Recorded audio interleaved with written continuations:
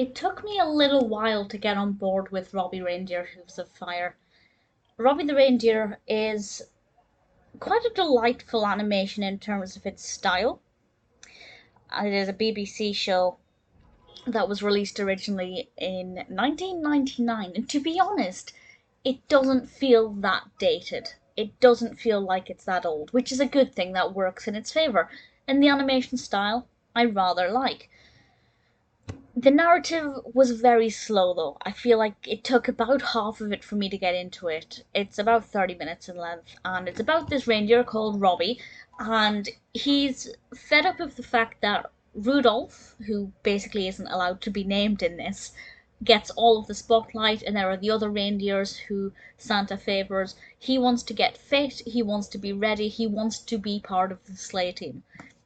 And it's all about him kind of venting his frustrations about this and then working out a plan to try and solve it. And I won't say any more than that because I don't want to ruin too much of the narrative. It is only half an hour. The concept is actually fascinating and I like it. I like the idea of this reindeer being a bit of an outcast, even more so than Rudolph. Robbie does look quite like Rudolph insofar as he does have quite a bulbous red nose, kind of a reddy brown nose.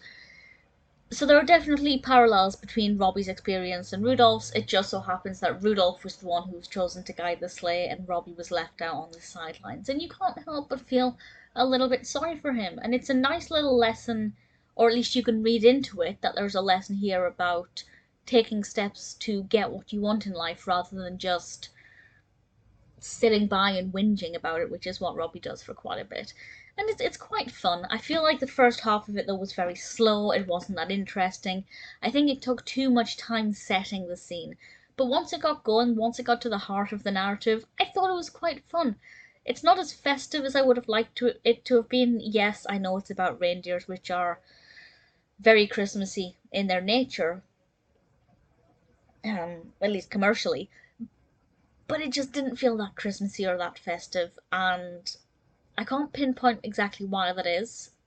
Obviously, the absence of Christmas emblems is the main reason, but they could have done a better job at making it feel even more Christmassy and it would have been a bit better. It's directed by Richard Starzak, written by Richard Curtis, Andy Riley, and Kevin Cecil. It's worth pointing out that this did win a BAFTA. I don't think it's BAFTA quality. It won the Best Entertainment Programme or Series award. Of course, it depends on what it was up against, but I don't think it's BAFTA quality. But what is BAFTA quality is the voice cast, and definitely even when the film itself was not that great, as it was a little bit slow, the voice cast kept me intrigued. Needless to say, I watched the British version. This is a BBC film. I don't know why they decided to change the voice cast. Now, the American voice cast does seem pretty awesome. The American voice cast includes Ben Stiller, Hugh Grant, Brad Garrett. Definitely kind of intrigued to check out the American version if I can find it. I've watched this on iPlayer, I believe. But the British voice cast is incredible. To name just a few, we have... Before I do that, I want to apologise for the second video in a row for the incessant car honking outside of my window that I believe you can just hear in this audio.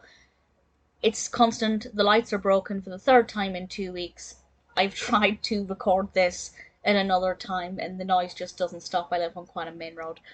So I apologise for that. The voice cast, as I was saying, it's narrated by Robbie Williams. The brilliant Ardal O'Hanlon is Robbie the Reindeer.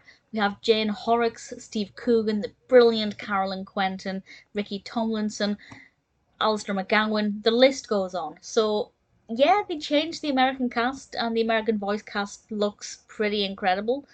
But so's the British voice cast, and I don't think they needed to change it. I'm not sure why that decision was made. Nevertheless, definitely check out Hooves of Fire if you are willing to sit through a bit of dullness to then get to the heart of the story. Then it actually becomes quite sweet and quite moving and I kind of enjoyed it. Definitely worth persevering with it, but there was definitely room for improvement. I don't think it's BAFTA quality, but still pretty decent.